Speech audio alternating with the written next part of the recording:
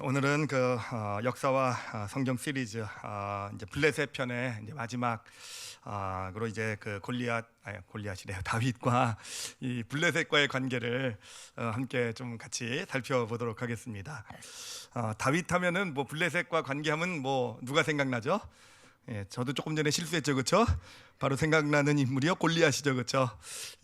바로 골리앗 때문에 다윗은 뭐 이스라엘의 스타가 됐죠. 뭐 골리앗을 거인을 때려잡고 이스라엘의 스타가 되고 어린 나이에 뭐 군대 높은 위치까지 군사령관까지 된 정말 블레셋 덕분에 출세한 인물이 바로 다윗이 아닌가 생각을 합니다.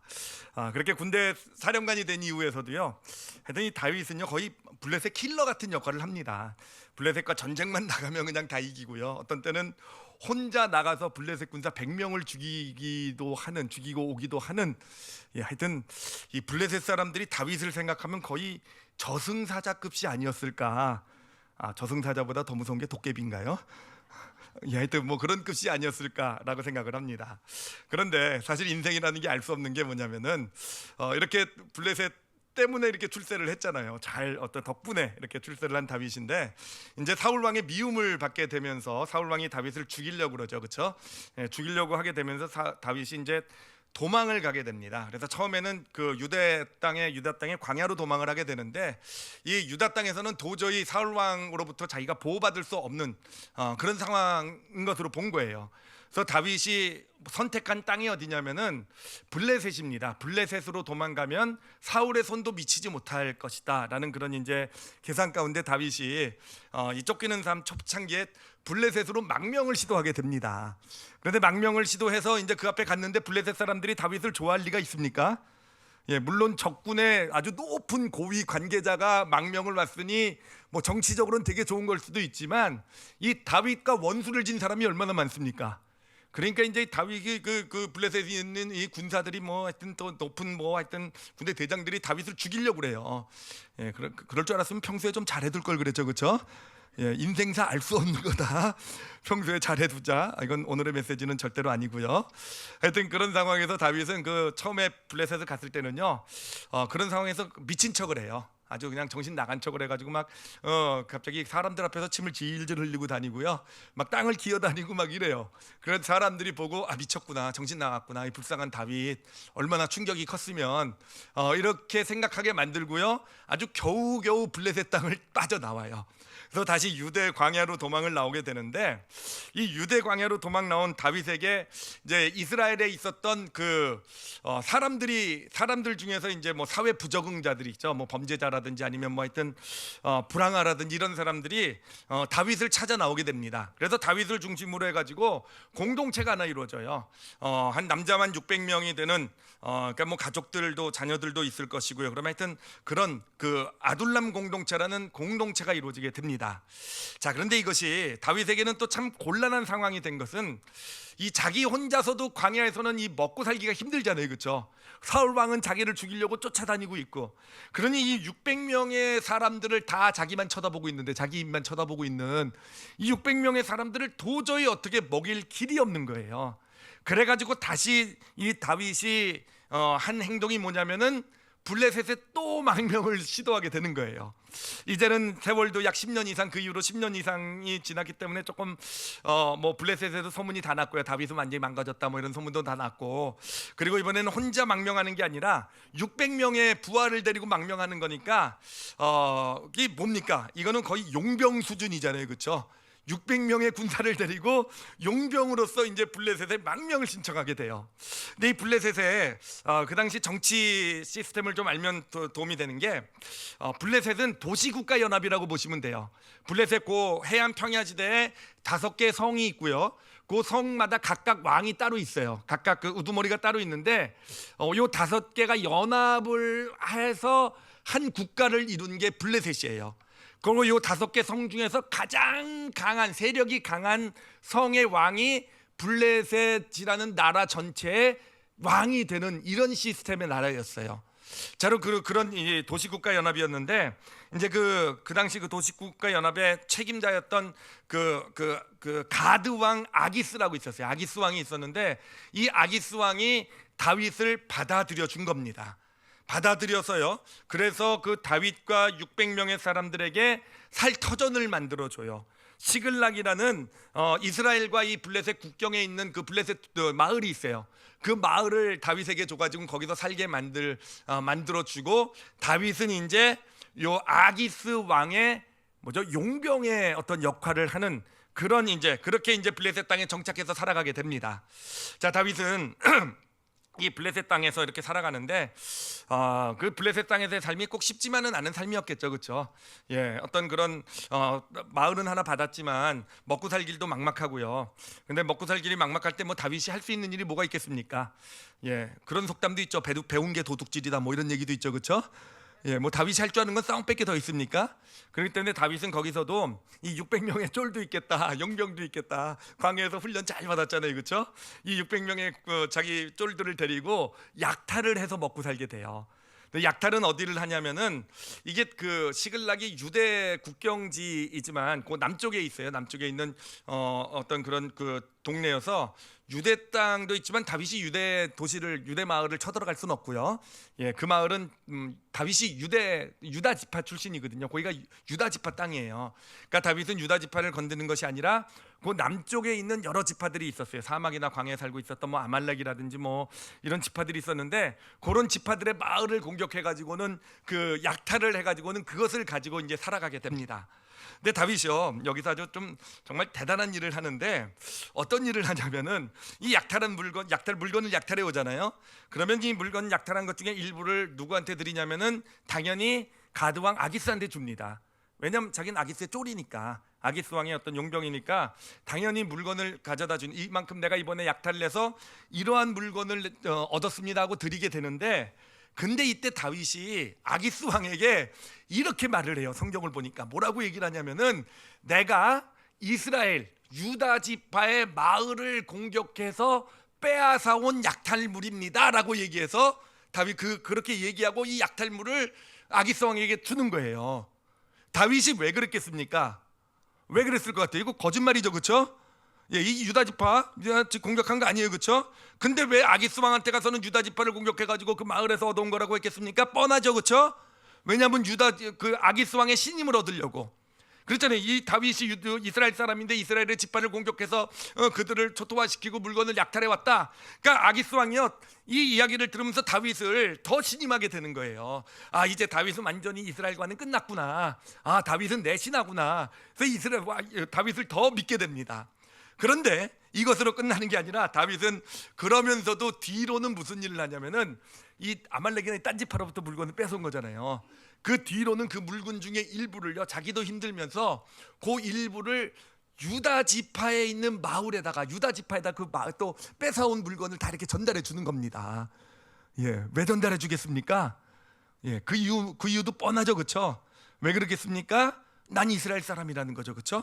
왜 그렇겠습니까? 아직 나는 내 소망을 붙들고 있는 거죠, 그렇죠?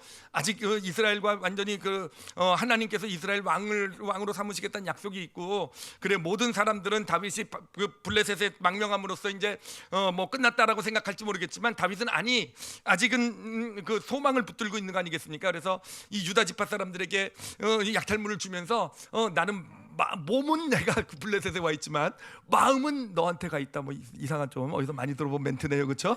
예, 하여튼 그런 뒤로는 유다 지파와 이렇게 연결을 하는 그런 일, 그렇게 이제 그 블레셋의 삶을 살아간 거예요. 여러분 어떻습니까? 이런 걸 가지고 줄타기라 그러죠, 그렇죠? 정말 아슬아슬한 줄타기와 같은 이런 삶. 정말 만약에 아기스 왕이 발견하면은 그 아기스 왕한테 걸리면 어떻게 되겠습니까? 끝장이죠, 뭐, 그렇죠? 예, 블레셋의 아기스 왕이 주는 신임이로 다 끝나는 그런 아슬아슬한 그런 줄타기와 같은 삶을 블레셋 땅에서 살아가고 있었어요. 자, 그런데 잘 살아낼 줄 알았는데, 여러분 이 줄이라는 건 흔들리게 되어 있어요, 그렇죠? 그리고 떨어질 위기가 찾아오게 돼 있어요. 어떤 일이 벌어지냐면은 블레셋 아기스 왕의 블레셋 군하고요, 드디어 사울 왕의 이스라엘 군하고요 대회전을 벌이게 됩니다. 정말 나라의 구군을 걸고, 이스라엘에 보면 이스라엘 평원이라고 가장 넓은 평원이 있어요. 그곳에서 블레셋 전군과 이스라엘의 전군이 맞붙는 이 전쟁이 이루어지게 돼요. 자, 이 전쟁 길보아 전투라고 하는 이 전투가 이제 거기서 벌어지게 되는데, 이 전투에서 물론 사울 왕이 지고 전사를 하게 되는 그런 이스라엘 패배하는 전투가 되긴 하는데, 자, 이제 그 문제는요, 이 다윗에게 문제는 뭐냐면은 이 블레셋의 아기스 왕이 이제 그 전쟁을 준비하기 위해서 부하들을 다 이 도시국가 연맹의 이 왕들과 이 군사들을 다 불러 모으지 않았겠습니까? 근데 그 자리에 누구를 부른 거냐면 다윗을 부른 거예요. 왜 불렀겠습니까? 너도 이 전쟁에 함께, 너도 내 부하니 이 전쟁에 함께 참여할 수 있는 영예를 주겠다 이거예요. 여러분 어떻습니까? 그 전쟁 그 군사회의에 불려서 다윗이 나갔는데 너도 함께 전쟁에 참석하라라고 얘기를 들었을 때 다윗의 마음이 어떻겠습니까? 그렇죠. 이제까지 줄타기 잘 해왔는데 그저 줄이 마구 흔들리는 거 아니겠습니까? 그렇죠? 줄과 함께 마음도 마구 흔들리지 않았겠습니까? 그냥 큰일 났다. 이게 천청변력과 같은 이게 이제까지 줄타기 해온 게 다 무산이 되는 그런 어떤 위기 아니었겠습니까? 여러분 이때 정말로 잘해야 되는 게 있어요. 이게 사회를 살아가는 방법이 되기도 하는데, 이럴 때 뭘 진짜 잘해야 되냐면은 표정 관리를 잘해야 돼요. 이럴 때 만약에 다윗이 아기스 왕과 이 블레셋 군인들이 쫙 그 군대 어떤 그런 대장들이 모여 있는 자리에서 조금이라도 당황하는 모습, 큰일 났다는 모습이 보이면 어떻게 됩니까? 그 짱이죠, 그렇죠? 근데 다윗은요 표정 관리를 엄청 잘한 것 같아요. 속으로는 막 무너지고 큰일 났다고 했는데 겉으로는 왕이시여 감사합니다. 제가 이 블레셋 군대와 함께 싸울 수 있는 기회를 주시다니 막 이런 분위기예요. 막 마음으로 무너져 가고 있는데, 하여튼 그런 상황인데 정말 다행이었던 게 뭐냐면은 이 아기스 왕은 다윗을 완전히 신뢰하는 거예요. 그래서 당연히 내 오른팔처럼 너는 이제 전쟁에 내 옆에서 싸워라.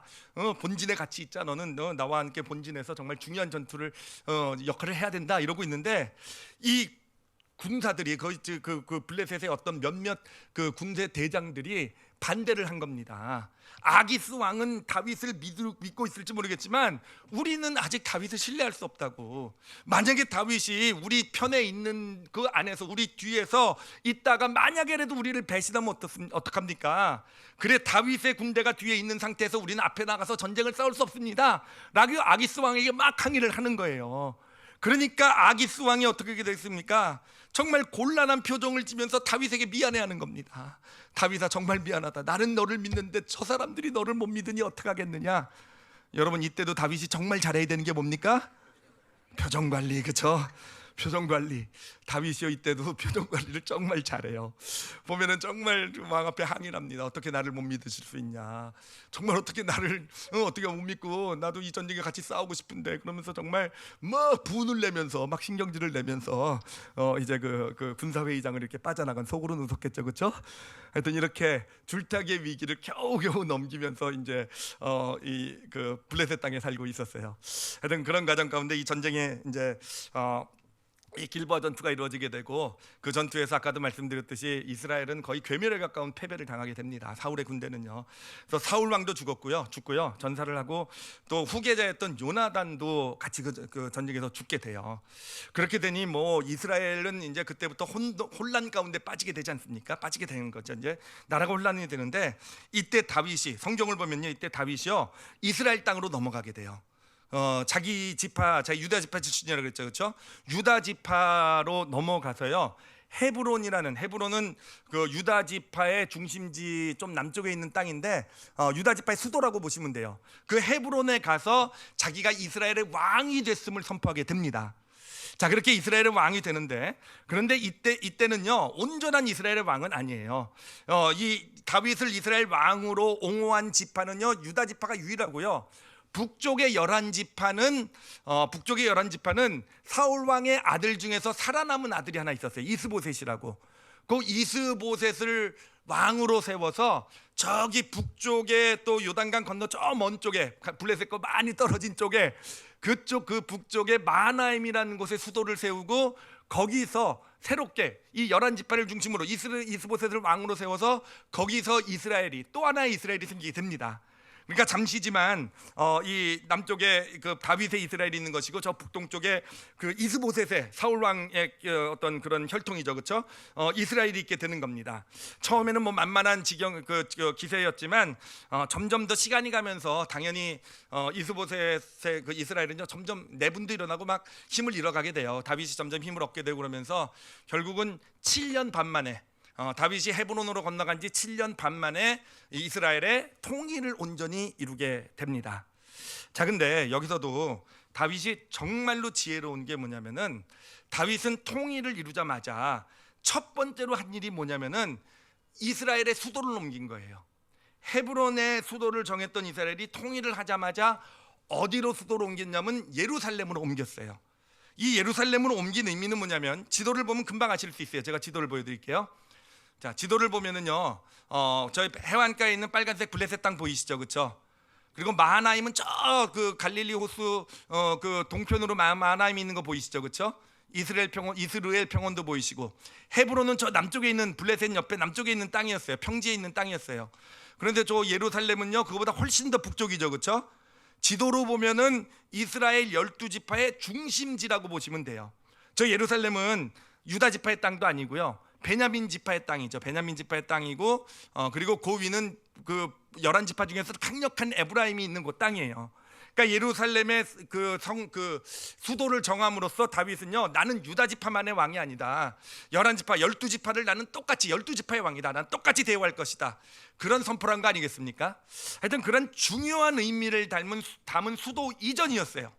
자, 그렇게 이전을 했는데, 그런데 여기서 참 이상한 일이 하나 발생하게 되는데, 그 이상한 일이 뭐냐면은요, 다윗이 수도를 헤브론에서 예루살렘으로 옮기자마자 이 블레셋의 아기스 왕이요, 대군을 이끌고 예루살렘을 공격하게 된 거예요. 예루살렘을 공격하게 된 거예요. 이게 아주 진짜 중요하고 유명한 전투, 르바임 골짜기 전투라는 전투가 이루어지게 되는 것인데, 결국 이 르바임 골짜기 전투에서 두 번에 걸친 전투가 이루어지게 되고요. 그래서 다윗의 이스라엘이 이 블레셋을 완전히 괴멸시키는, 그러니까 블레셋이 이스라엘의 속국이 되게 되는 바로 그 전투가 이루어지게 되는데요. 그런데 제가 이상하다고 말씀드린 이유는 뭐냐면은, 여러분 한번 생각을 해보세요. 왜 하필이면 다윗이 헤브론에 있다가 예루살렘으로 옮겼을 때 이 아기스 왕이 대군을 동원해서 다윗을 공격했을까라는 거예요. 이게 사실 말이 안 돼요. 한번 생각해 보세요. 아까 지형도 한번 생각을 해보세요. 헤브론은요, 블레셋 입장에서 굉장히 공격하기 쉬운 땅이에요. 그리고 사실은 통일을 이루기 전에 공격을 했으면 아까 지형에서도 보듯이 아까 북쪽에는 아직 그 이스보셋의 이스라엘이 있고요, 그렇죠? 이 다윗은 그 남쪽에 위치해 있고 바로 옆에 지금 블레셋이 자리 잡고 있단 말이에요. 그 헤브론에 있었을 때 공격했으면은 북쪽으로부터 공격받고 옆구리로도 공격받고 다윗이 견딜 수가 없었을 거 아니겠습니까? 그러니까 이왕 공격했을 거면은 헤브론에 있었을 때 공격을 했으면 쉽게 다윗을 이길 수 있었을 텐데, 왜 이 아기스 왕이 전쟁을 할 줄 모르는 왕도 아닌데 왜 갑자기 그 예루살렘으로 옮겨가자마자 그 예루살렘을 향해서 대군을 진격을 해 갔을까라는 겁니다. 여러분, 왜 그랬을 것 같습니까? 왜 그랬을 것 같습니까? 그 이유를 한번 고민해 보세요. 이건 성경에 나와 있지 않은 내용인데, 성경에는 뭐 그에 대한 어떤 내용 뭐 언급도 없는데, 이 사실을요 잘 보면은요, 우리가 정말로 저는 사실 좀 놀랐어요. 아주 조금 놀라운 사실을 하나 좀 깨달을 수가 있어요. 그게 뭐냐면은, 아기스 왕이 다윗을 공격하지 않은 이유, 헤브론에 있을 때 공격하지 않은 이유는요, 단 한 가지밖에는 있을 수가 없어요. 그 이유는 뭐냐면, 아기스가요 다윗을요 여전히 자기 편으로 생각했다라는 거예요. 여전히 자기 편으로 생각했다라는 거예요. 다윗이 이제 사울 왕이 죽은 이후에 유다로 건너갈 때 헤브론에서 어떤 국가를, 이렇게 이스라엘 국가를 하나 세웠을 때, 왕이 되었을 때 이 아기스 왕은 뭐라고 믿은 거냐면은 도시국가 연합이라고 했잖아요, 그렇죠? 5개 도시국가 연합에서 6개 도시국가 연합이 됐구나, 이렇게 믿었던 것이 확실해요. 여러분, 이게 아주 너무너무 확실한 게요. 너무너무 확실한 게 이게 보면은요, 저는 이게 다윗이 한 일이라는 생각을 하는데, 분명히 다윗이 건너갈 때, 유다로 건너갈 때 아기스 왕에게 뭐라고 얘기하고 건너가겠습니까? 분명히 아기스 왕을 속이고 건너갔을 거예요, 그렇죠? 아기스 왕에 거짓말하고 내가 지금 유다 땅에 가서 지금 이때가 기회니까 내가 유다의 세력이 있으니까 내가 유다 땅에서 국가를 세우겠습니다. 왕이시여 저는 여전히 당신의 신하입니다. 예, 그러고 갔지 않았겠습니까? 그렇죠? 예, 줄타기의 명수잖아요, 그렇죠? 이번에도 줄타기하고 아주 왕을 속이고 다윗의 입장에서는 어떻게 보면 근데 이게 정말 똑똑한 거예요, 정말. 자기가 헤브론으로 건너갔는데 아까도 말씀드렸듯이 지금 북쪽에는 이스보셋의 이스라엘이 있는데 만약에 블레셋과도 적이 되면 어떻게 되겠습니까? 다윗이 어떻게 견디겠어요?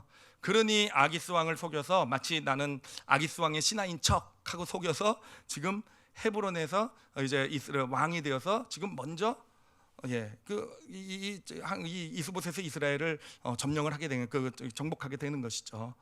자, 아기스 왕이 속았다라는 아주 결정적인 제가 증거를 조금 전에 있다고 말씀드렸는데 그 증거가 뭐냐면은 여러분 지금 아기스 왕이 쳐들어가요. 이제 쳐들어가는데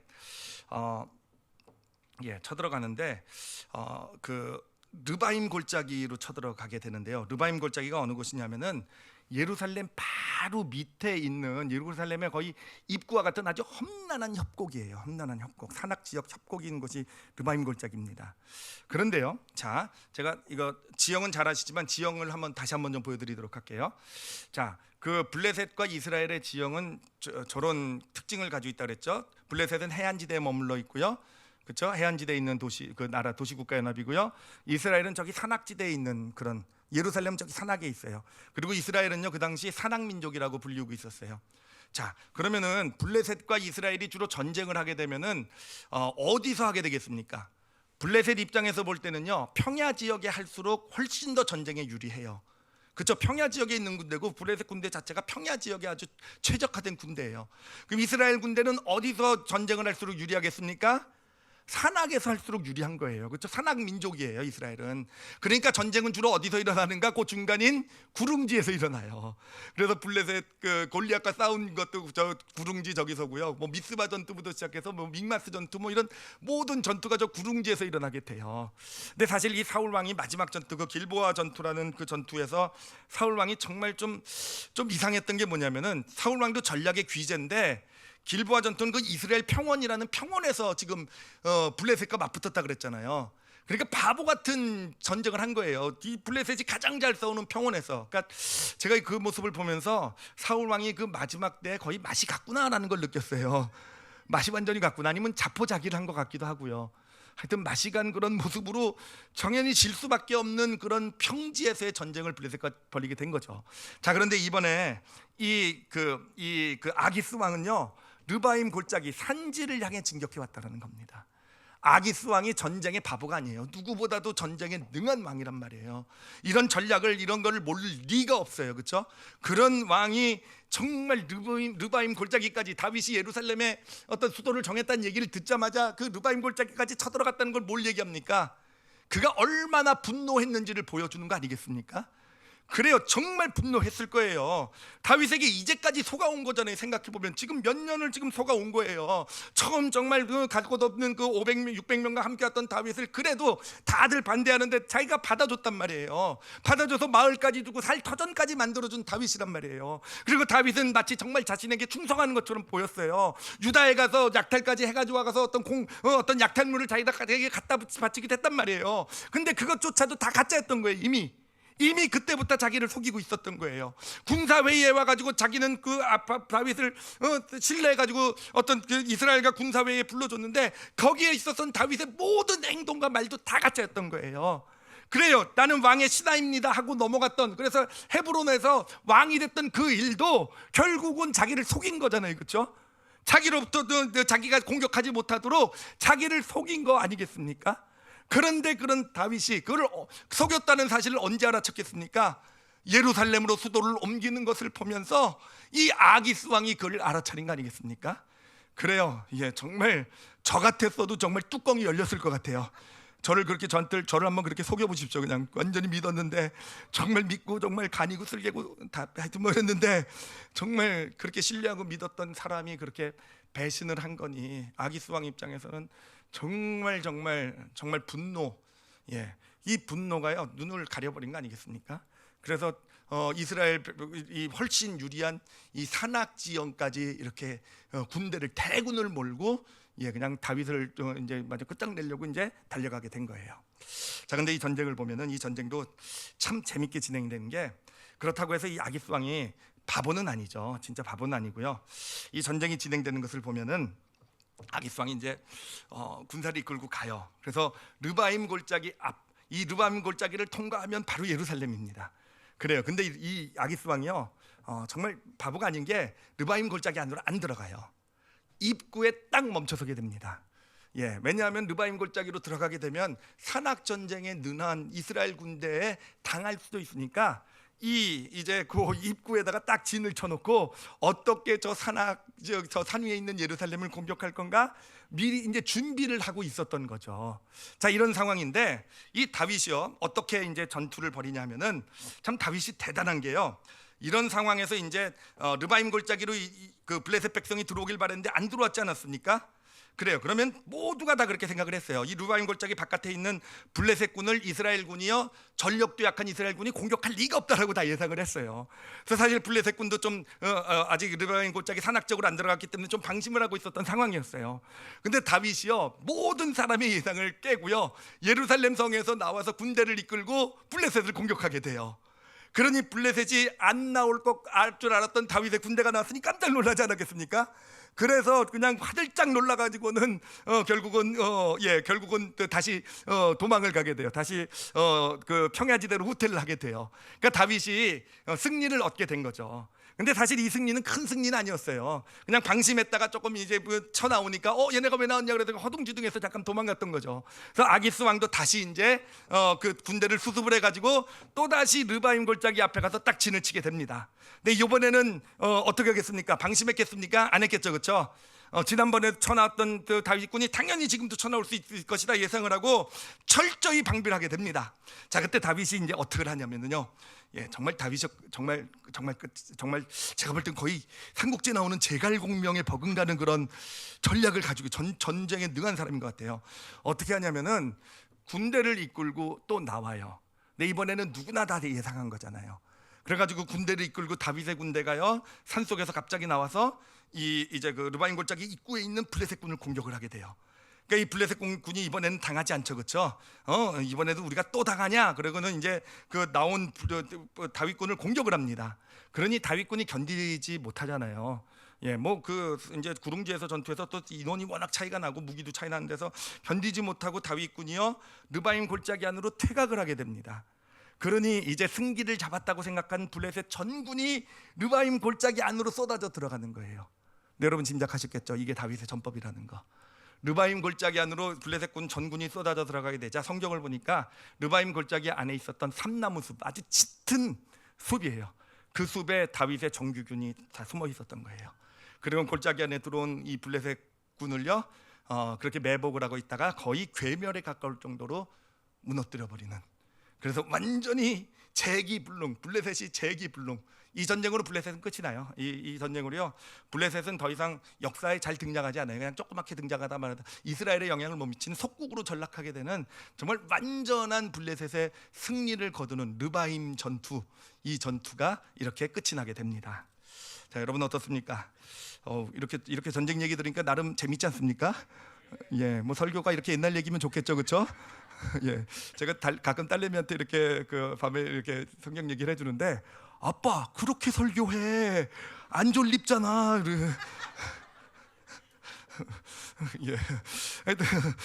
하여튼 저도 재밌었어요. 되게 이게 성경의 이야기가 막 이렇게 정말 다윗이 이거 거의 뭐 삼국지 수준이구나, 뭐 이런 흥미진진한 정말 이게 전투라는 게 그냥 정말 실감나는 전투잖아요. 그 안에 그냥 아주 자세한 전략들도 있고 성경엔 잘 나와 있지 않지만 그렇게 진행되겠구나, 이렇게 손에 잡히듯이 이렇게 좀 보이는 것 같아서 참 저도 재밌게 이렇게 말씀을 준비했는데, 그런데 여러분, 우리는 이렇게 재밌는 옛날 이야기로 말씀이 끝나면 안 되죠, 그렇죠? 이 말씀을 통해서 우리가 뭐를 받아가야겠습니까? 하나님께서 우리에게 주고 계시는 메시지가 무엇일지를 고민해봐야 되겠죠, 그렇죠? 근데 이 오늘 말씀은 이 메시지가 정말 힘들어요. 도대체 이것을 통해서 우리에게 무슨 메시지를 주시려고 하는 걸까? 다윗처럼 짠머리를 잘 굴려라, 뭐 권모술수가 뛰어나라, 뭐 이런. 근데 사실 오늘 말씀을 보면서 제가 좀 정말 좀 특별하게 느낀 게 몇 가지가 있었어요. 한 간단하게 세 가지만 좀 말씀드리도록 할 텐데요. 첫 번째는요, 이 성경의 이야기가 우리 현실과 그렇게 다르지 않다라는 걸 제가 이번에 진짜 좀 절실하게 느꼈어요. 사실 예전에 성경의 믿음의 사람 이야기라고 한다면요, 사실은 좀 뻔하게 느꼈습니다. 성경의 이야기, 믿음의 사람, 믿음 좋은 사람들은요 어떻습니까? 늘 어려움 가운데서도 뭐 처음에 잘 나가다가 좀 어려움이 있지만 또 믿음으로 굳건히 서니까 하나님이 기쁘게 보셔서 정말 하나님께서 정말 모든 걸 잘 되게 해주셨다, 뭐 이런 거 아닙니까? 성경의 이야기하면 다 그렇게 우리 보잖아요. 다윗의 이야기도 여러분 그렇게 생각해 오지 않으셨습니까? 믿음이 좋으니까 블레셋 그 골리앗을 이기게 하시더니 또 조금 어려운 광야에서 어려움도 있었지만 다윗이 끝까지 믿음으로 썼더니 하나님께서 정말 다윗을 축복하셔서 이스라엘의 왕으로 세우셨다. 다윗의 이야기 이렇게 보았잖아요, 그렇죠? 근데 오늘 이 다윗의 이야기를 풀다 보니까 그게 아니잖아요, 그렇죠? 다윗이 믿음이 좋아가지고 끝까지 하나님을 믿었다가 아니라 다윗이 정말 짠머리를 잘 누리고 겉모술수를 잘 부리고 정말 거짓말도 해가면서, 그렇죠? 줄타기도 해가면서 정말 그 하나님 크리스찬이 저래도 될까 싶은 크리스찬 아니죠, 하나님의 사람이 믿음의 사람이 저렇게 속이고 거짓말하고 될까? 하여튼 이런 정말 보면은요, 정말 우리가 살아가고 있는 현실하고 너무 비슷한 것 같아요, 그렇죠? 정말 이 사회를, 세상을 살아가고 있는 어떤 우리 현실을 보면은 우리 크리스찬들이 믿음만으로 살아간다고 해서 정말 그 모든 게 갑자기 하나님께서 결국은 우리를 성공시켜주고, 이거는 그냥 성경에 있는 이야기지 현실에 있는 이야기는 사실은 아니라고 생각하는 분이 여기 많지 않으십니까? 그렇잖아요. 특히 어떤 그런, 그렇죠, 대학을 졸업하고 믿음 생활하고 이제 직장 생활에 들어가다 보면 정말 사회가 만만한 것이 아니잖아요, 그렇죠? 사회라는 것이 그렇게 정말 믿음 해가지고 다 이기지 그런다고 해서 다 잘 되는 것이 아닌 것이 사회라는, 그래서 좌절도 하고 낙심도 하고 떠나가기도 하는 거잖아요. 근데 오늘 이 다윗의 이야기를 보면서 정말 다윗의 삶도 그랬구나. 어떤 믿음의 사람의 삶이라고 해가지고 정말 모든 것이 믿음으로 해서 다 잘 되는 것만은 아니구나. 정말 현실과 참 비슷한, 정말 너무도 현실과 닮은 어떤 그런 이야기가 다윗의 이야기구나라는 걸 이렇게 처음에 느꼈어요. 그런데 그 느낌은 좋은데 문제는요, 두 번째로 느낀 건 뭐냐면 그렇게 살아도 되나를 느꼈어요. 그렇게, 여러분 어떻게 생각하세요? 다윗처럼 살아도 되는 걸까요? 어떻게 생각하세요? 진짜요. 아까 말씀드렸지만 뭐 재밌게 들으셨을지 모르겠지만 그 줄타기요, 사실은 아기스왕을 속인 거잖아요, 그렇죠? 그렇게 거짓말하고 살아도 돼요, 여러분? 어떻습니까? 그렇잖아요. 사실 속이고요. 그렇게 아까 우리 세상에 살아남는 아주 중요한 기술로서 표정 관리를 얘기했잖아요, 그렇죠? 근데 표정 관리라는 게 우리 기독교 용어로 만나면 뭐겠습니까? 두 글자래요. 위선이라는 거예요, 위선. 그렇잖아요. 그러니까 위선이 있어야 세상에서 잘 살아남을 수 있다. 이런 거 교훈으로 여러분에게 주시면 은혜 받겠죠, 그렇죠? 위선으로 살아가셔서 표정 관리 잘하시고 승리하시길 바랍니다, 하나님의 뜻입니다. 근데 그것도 아니잖아요, 그렇죠? 정말 다윗의 모습을 보면서 특히 아기스 왕과의 어떤 그런 관계를 보면서 자기를 저렇게 믿어줬던 사람, 자기를 어려울 때 진짜 힘들 때 받아줬던 사람인데, 물론 하나님을 안 믿는 사람이고 하지만 그런 사람인데 그런 사람에게 저렇게 배신해도 되는 걸까? 저렇게 거짓말을 하고 결국은 그 사람의 분노를 이용해서 그 사람의 완전히 그 모든 삶을 다 완전히 그냥 박살내 버린 거잖아요, 그렇죠? 그렇게 우리 크리스찬이, 하나님의 사람들이 살아도 될까라는 거예요. 여러분 어떻게 생각하세요? 여러분 어떻게 생각하십니까? 이제까지 우리 다윗처럼 살아라라고 얘기했으니까 다윗처럼 그렇게 살아도 되는 걸까? 근데 솔직히 우리가 그래요. 그런 우리 크리스찬들이 우리 주변에 다른 크리스찬이 그런 삶을 사는 걸 보면 어떡합니까? 우리 손가락질하잖아요, 그렇죠? 우리 손가락질하잖아요. 그래요. 사실 저도 정말 갈등이 됐어요. 오늘 말씀 준비하면서 말씀은 재밌는데 성도들에게 뭐라고 얘기해야 될까? 다윗처럼 살아도 된다고 얘기해야 되나? 아니면 살면 안 된다고 얘기해야 되나? 누군가가 저한테 와서 제가 지금 이런 상황에서 거짓말할 수밖에 없고 속여먹을 수밖에 없고 등칠 수밖에 없는데 목사님 어떻게 해야 됩니까? 그럼 제가 뭐라고 대답해야 되죠? 이제까지는 안 된다라고 대답할 것 같았었는데 오늘 말씀에서 갈등이 오기 시작했어요.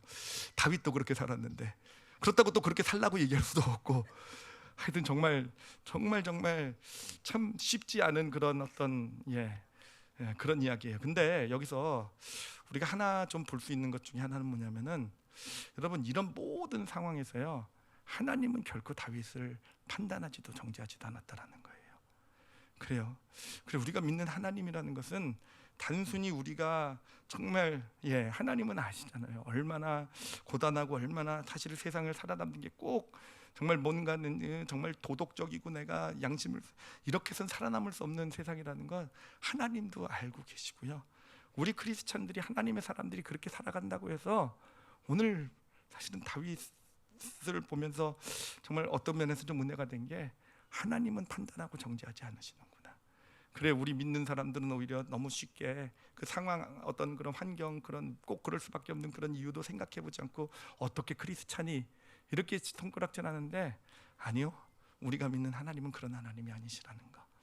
제가 일부 예배를 전하면서 갑자기 생각난 옛날 일이 있었어요. 저희 친척분, 남자 친척 어른 중에 한 분이신데, 이분이 막 신앙생활을 시작해서 이제 막 성가대도 하시고 성가대 들어갈 정도면 조금 열심도 생긴 거잖아요. 이렇게 신앙생활 막 그렇게 시작할 무렵에 이분이 이제 직장에서 있으시다가 이제 접대를 하기 위해서 이제 술집을 가시게 되셨던 거예요. 압구정동에 있었던 어떤 그런 술집이었던 것 같아요. 근데 가다가 교회가 또 압구정동에 있었거든요. 근데 가다가 그 교회 장로님을 술집 들어가다 만난 겁니다. 장로님 지나가다 보신 거예요. 그래서 그 장로님이 자네는 크리스찬이 어떻게 술집을 갈 수 있냐 이런 얘기를 하셨고요. 그 이야기에 상처를 받으시고 지금까지도 교회를 안 가세요. 지금까지도. 그래요. 정말 우리는 너무 쉽게 우리의 어떤 그냥 기준을 가지고 그 사람의 삶이나 이런 걸 생각해보지 않고 참 판단하고 너무 쉽게 정죄하는 게 우리의 모습이 아닌가. 근데 우리가 믿는 하나님은요, 꼭 그러진 않으시는 것 같아요. 우리의 사정과 이런 것 아시고 정말 다윗에게 그러셨던 것처럼 때로는 그냥 오히려 하나님이 다윗을 보호도 해주신 거 아니겠습니까? 블레셋과 이스라엘이 그 전쟁을 할 때 하나님께서 사실은 빼준 거잖아요, 그렇죠? 그렇게 믿음의 눈으로 보면 그렇잖아요. 오히려 하나님은 그런 정말 줄타기하는 다윗, 줄에 떨어질 것 같은 다윗을 보호까지 해주시는 분이 하나님이셨구나라는 것이 하여튼 조금은 은혜가 되었어요. 여러분, 이곳에 아마 좀 위로받으시는 분이 있을 것 같으세요, 그렇죠? 위로받으시는 분이 있을 거예요, 그렇죠? 사실은 양심에 많이 찔리잖아요, 그렇죠? 크리스찬이 이래도 되나라는 그런 부담감, 사실 그런 부담감 때문에 더 믿음의 길에도 더 들어오지 못하고 한 발 걸치고 또 세상에 이럴 수밖에 없는 분들, 여러분 위로받으셔도 돼요. 하나님 그 사정을 아세요. 그래서 무조건 정죄하고 판단하는 것, 그런 분이 아니시라는 것, 위로받으시길 바랍니다. 근데 여기서 진짜 중요한 사실이 하나 있어요. 우리가 꼭 알아야 되는 사실. 그건 뭐냐면은 다윗이 왜 줄타기를 했는가라는 거예요. 여러분, 다윗이 왜 줄타기를 했습니까?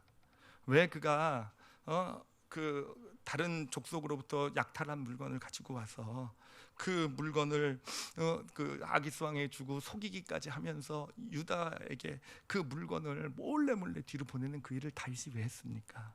다윗이 왜 정말 그 적장 회의에 가가지고는 왜 표정 관리를 했겠어요? 왜 그 위기 가운데서 정말 전쟁에 참여하면 끝장이잖아요, 그렇죠? 전쟁에 참여하면은요 끝이에요, 끝. 블레셋의 그 장수가 되어가지고 이스라엘 백성을 죽이는 일을 다윗이 하게 되니 이거는 뭐 더 이상 소망이 없는 그 일이잖아요. 왜 거기 그렇죠. 다윗이 그런 일을 한 이유, 이 표정 관리를 한 이유가 뭐겠습니까? 왜 그렇게까지 살았어야 되겠습니까? 그 이유가 뭐겠습니까? 다윗이 줄타기를 한 이유는요, 그래요, 소망의 끈을 놓지 않은 거예요. 그래요, 아까도 말씀드렸지만 다 다윗은 끝났다라고 생각했어요. 블레셋에 망명했을 때, 블레셋의 용병이 되었을 때 다윗은 더 이상 이제 이스라엘에는 다윗은 더 별 볼 일 없다, 다윗은 끝났다라고. 사울 왕까지도 이제 그렇게 다윗을 죽이려고 했었던 사울 왕도 블레셋에 망명했다는 소리를 듣고 이제 다윗은 끝이야, 그래서 관심을 끊어버릴 정도로 정말 이제 끝장인. 그래, 누가 봐도 그냥 다윗은 그렇게 살아갈 인생이에요. 이제 블레셋의 용병이 돼가지고 아기스 왕의 쫄이 돼가지고는 약탈이 나면서 멀어먹을 그런 인생인 거예요. 그런 상황 가운데서도 다윗만은요, 그래요, 그렇게 몰래 거짓까지 해가면서 약탈물을 보내고 표정 관리를 해가면서도 결국은 뭘 한 겁니까? 소망의 끝, 하나님의 약속에 대한, 이스라엘로 나를 결국 보내주실 것이고 결국 왕으로 나를 하나님 약속대로 세워주실 것이다라는 이 소망의 끈을 놓지 않은 것, 바로 이 소망의 끈을 붙들고자 한 것이 바로 이 줄타기의 모습 아니겠습니까? 그리고 하나님께서는 그런 다윗, 정말 누구나 다 다윗의 인생은 그것으로 끝이라고 생각했던 그 다윗, 그렇지만 소망의 끈을 놓지 않은 그 다윗을, 결국은 다윗이 소망의 끈을 놨으면은요 하나님도 더 이상 어떻게 볼 방법이 없으셨을 거예요. 그렇지만 그 소망의 끈을 놓지 않은 다윗을 다시 붙들고 세우셔서 이스라엘의 왕으로 세워가신 그분이 바로 하나님이 되시는 것입니다. 제가 사실 오늘 말씀에는요, 제가 정말 은혜를 많이 받았어요. 제가 개인적으로 은혜를 정말 많이 받은 게 제가 어떻게 보면 그렇게 소망을 좀 잃었던 것 같아요. 30년 전에 하나님의 사역자로 부름을 받아서 열심히 준비하고, 그래서 20년 전쯤부터 사역을 시작해가지고 왔던 길, 그 초창기의 사역을 보면 그래요, 무슨 다윗이 물론 골리앗을 이긴 것 같은 어떤 그런 것은 아니었을지 모르지만 정말로 꿈과 소망을 가지고 막 중국 선교, 막 그냥 중국의 험한 곳이라는 건 뭐 공안에 막뭐 교통편을 7번이나 갈아타면서 그 험한 곳에 가서 복음을 전하고 오고, 막 뭐 호주에 뭐 하여튼 뭐 정말 아프리카로 뭐 몽골로 정말 열심히 다니면서 사역을 하고, 막 교회에서도 소망을 가지고 막 이렇게 했었던 시기가 있었던 것 같아요. 그런데 그런 시기 가운데 어느덧, 그래요, 정말 그렇게 모든 게 잘 되지만은 않고, 어느덧 어려움도 찾아오고, 어느덧 위기도 생기고, 어느덧 정말 그래요. 정말 그냥 끝이라고 생각할 수 없는 그런 이런 일도 막 삶에 생기고 이러면서, 이렇게 그런 일을 겪어오면서 어느샌가 제 마음 가운데 이 사역을 바라보면서 그런 생각을 하고 있었더라고요. 나는 그냥 이 정도인가 보다라는 거. 물론 하나님께서 주신 이 공동체 너무 소중하지만, 그래요, 다윗에게 아둘람 공동체 600명, 이게 이게 다인가 보다. 근데 다윗의 모습을 보면서 제가 다시 소망을 갖게 됐어요. 갑자기 마음으로부터 막 회개가 되고요, 하나님 앞에 제가 소망의 끈을, 하나님께서 이루어 주실지 아닐지는 한번 두고 봐야 되겠지만, 그래요, 진짜 이제부터는 나도 사역을 하는데 줄타기를 좀 해야 되겠다. 뭐 줄타기를 한다고 해서 특별한 일을 한다는 것은 아닐지도 모르겠지만, 정말 하나 예배 한 번을 인도하고 하더라도 정말 이 소망의 끈을 놓지 않고, 그래 누가 뭐라고 하고 환경은 어떻고 삶은 어떻게 진행된다 한다 할지라도, 다윗은요 블레셋의 용병 신세였어도 그 소망의 끈을 놓지 않은 것이었잖아요. 그잖아요. 그것이 그 몸부림이 바로 거짓으로 나타나고 살아남기 위해서 정말 권모술처럼 나타날 수 있을지 모르겠지만, 결국은 소망의 끈을 붙들기 위해서 그랬던 거잖아요. 그래서 제가 정말 은혜를 받았어요. 저 이제부터 소망의 끈을 안 놓고 열심히 진짜 좀 더 어떤 소망 가운데서 미래를 바라보면서 정말 사역을 해야 되겠구나라는 은혜를 받은 기억이 납니다. 준비하면서 오늘 말씀 우리 성도들과 함께 나누고 싶었던 것도요, 뭐 이야기를 정말 뭐 거의 삼국지처럼 이렇게 잘 해가지고 나눠드리려고 노력했는데, 사실은 드리고 싶은 메시지는 그거 하나예요. 우리 성도들도요, 절대로 소망의 끈을 놓지 마시기를.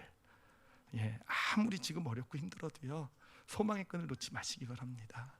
아무리 지금 어려운 시기가 이제는 내 삶은 이것으로 이 정도로 마감되겠구나라는 그런 세절이 길었단다 할지라도요, 여러분 블레셋에서 다윗을 한번 생각을 해보세요. 소망의 끝을 놓지 마시는 우리 성도들이 되시기를 바랍니다. 근데 어떻게 해야 되겠습니까? 여러분 믿음의 줄타기를 하시기 바랍니다. 그래요, 소망의 끈을 놓지 않고. 다윗은요 그 힘든 가운데서도 유다로 물건을 보냈어요. 그렇죠? 그런 줄타기. 그래, 우리 성도들 가운데 정말 신앙생활하는 것이 힘들고 어려운 분이 있을 수도 있어요. 정말 직장에서 어떤 신앙생활하는 걸 힘들게 만들 수 있어요. 여러분 직장에 거짓말 하셔도 돼요. 상사 속이고요, 교회 나오시기 바랍니다. 그래요, 그 줄타기예요. 우리 믿음의 줄타기. 아무리 지금은 진짜 내가 사회에 들어가 보니까 너무 힘들고 사회가 만만치 않고 술도 마셔야 되고 뭐 접대하지 않으면 되고, 그래서 정말 지금은 정말 말단 사원의 입장에서 거기에 끼지 않을 수도 없는 이런, 그래요, 물론 안 끼는 것도 믿음이지만 여러분 어쩔 수 없이 낀다 한다 할지라도요, 다윗처럼 저는 소망의 끈을 놓지 않으시면 될 것 같아요. 그래요, 다윗처럼 내가 이런 삶을 지금 살 수도 있지만, 그러나 하나님 분명히 당신께서 건져주실 것이고, 당신이 분명히 나를 통해서 하나님의 일을 이루실 것이고, 그러니 그럼에도 정말 힘들어도 하나님께 예배 자리에 나올 수 있는 것, 이게 바로 줄타기 소망의 끈 아니겠습니까? 그래, 우리가 정말 지금 어렵고 힘든 어떤 물질이나 여러 가지 어려움이 있다는 할지라도요, 정말 바쁘고 힘든 일이 있다는 할지라도 소망의 끈을 놓지 말아야 돼요. 그래서 정말 힘들어도 우리가 헌신할 수 있어야 되는 것이고, 정말 작은 것이라도요, 우리가 헌신하는 이유가 뭐겠습니까? 정말 바쁘고 힘든데 내가 성가대를 하고 내가 교사를 하고 내가 바쁘고 힘든데 그래도 교회에서 선교를 간다고 한다면 어떻게든 좀 다녀오고 원하고, 이게 뭐겠습니까? 저는 이게 하나님 앞에서 소망의 끈을 놓지 않는 믿음의 모습이라고 믿습니다. 그리고 하나님은 그런 다윗을 결코 정죄하거나 판단하지 않으시고 오히려 그 믿음을 받으셔서 다윗을 보호하시고 줄타기 가운데서 떨어지지 않게 보호하시고 결국은 세우신 하나님께서 정말 우리를 그런 줄타기 가운데서도 보호해 주시고 그렇게 정말 하나님의 어떤 뜻, 하나님 주신 약속을 이루어 가시는 그런 복된 삶이 되어져 갈 줄 믿습니다. 그래서 소망의 끈을 놓지 않고 여러분 앞으로 믿음의 길에서 뭘 잘 하셔야겠습니까? 줄타기 잘 하시기 바랍니다. 줄타기 잘 하시기 바랍니다. 정말 정말 하나님 우리 사정을 아시는 분이시니까 정말 하나님께 내가 삶의 많은 부분은 환경 때문에 하나님께 드릴 수 없는, 믿음으로 살아갈 수 없는, 오히려 믿음과 반대되는 것 같은 그런 삶을 살 수밖에 없는 그런 우리의 환경이고 삶의 모습 이러한다 할지라도요, 다윗도 그랬잖아요. 그 가운데서 정말 하나님께 드릴 수 있는 부분은요, 정말 최선을 다해서 드리시는 그런 믿음의 길 걸어가시는 저와 여러분이 되시기를 예수님의 이름으로 축원합니다. 기도하시겠습니다. 이 시간 기도하실 때요, 우리 마음의 짐을 좀 내려놓으실 분들은 내려놓으셨으면 좋겠어요. 내가 그래, 우리가 주일마다 와서 자책하는 게 그거죠. 또 이번 일주일을 죄 가운데 살았구나, 또 크리스찬답지 못하게 살았구나라는 거. 그래요, 물론 우리는 하나님 앞에 그 아픔을 내어놓아야 되겠지만, 그러나 기억하세요. 하나님은요, 우리의 사정을 알아주세요. 우리가 그런 세상, 마치 블레셋 가운데 다윗이 블레셋 가운데 살아가고 있는 그 환경 정죄하고 판단하지 않으셨잖아요, 그렇죠? 하나님 알고 계세요. 그러니까 그런 것 때문에 하나님으로부터 멀어지고 이러면 안 돼요. 오히려 반대예요. 그렇게 살았기 때문에, 그렇게 살 수밖에 없는 인생이기 때문에, 그래도 내가 드릴 수 있는 조그만 거라도 정말 진심을 담아서 하나님께 드릴 수 있는 것, 하나님은 그거를 기쁘게 보세요. 그래요. 우리 교회도 그렇게 될 수 있었으면 좋겠어요. 우리 믿음의 사람들이 다 그렇게 될 수 있었으면 좋겠어요. 그냥 눈에 보여지는 것 가지고 틀렸다 맞았다 정죄하는 것이 아니라, 우리 자녀들을 볼 때도 그랬으면 좋겠어요. 자녀들 얼마나 어렵게 살아갑니까? 얼마나 지금 세상, 공부하는 세상, 공부가 다인 것 같은 세상에 살아갑니까? 그런 자녀들이 사실은 여러분 교회에 나와주는 것만 해도 감사잖아요, 그렇죠? 이들이 정말 교회에 나와주는 것만 해도요, 은혜예요. 정말 은혜. 그렇지 않습니까? 그래요. 그게 하나님의 시야예요.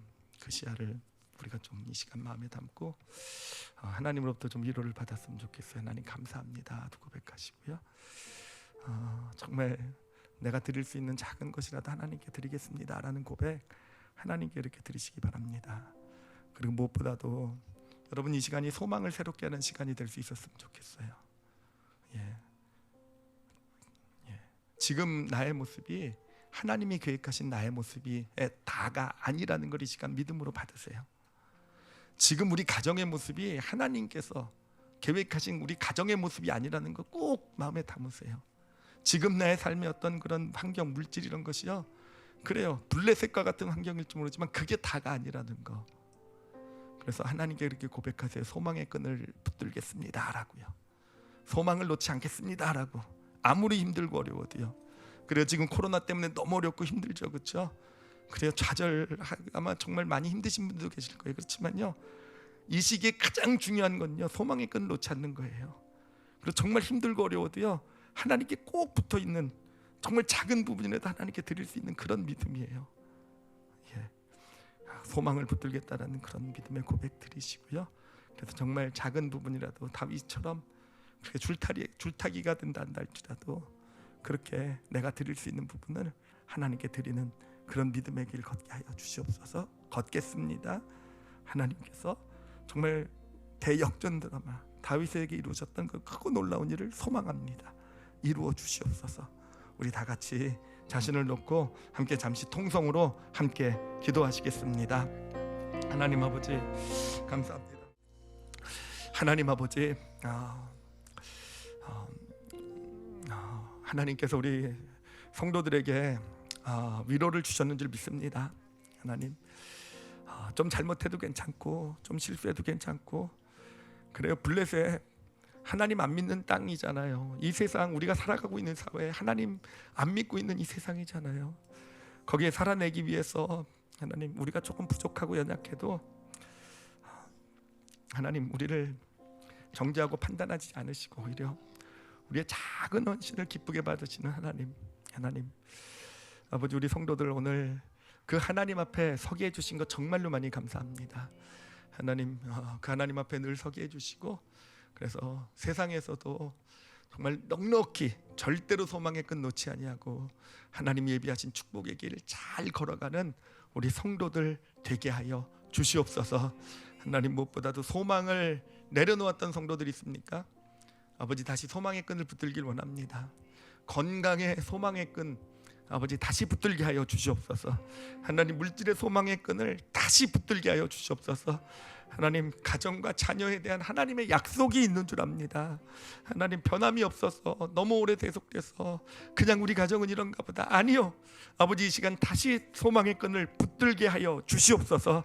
하나님, 소망의 끈이 놓친 곳에서 다시 지금 붙들어 싸우니 하나님 정말 하나님 때가 되면 당신께서 놀라운 일을 이루실 것이요, 아버지, 그 전에도 다윗을 보호하셨던 것처럼 우리 성도들의 삶을 보호해 주실 줄 믿습니다. 하나님, 그 보호하심 안에서 정말 넉넉히 믿음으로 잘 이겨나가는 우리 성도들 되게 하여 주시옵소서. 아버지께 감사드리며 예수님 이름으로 기도드렸사옵나이다. 아멘.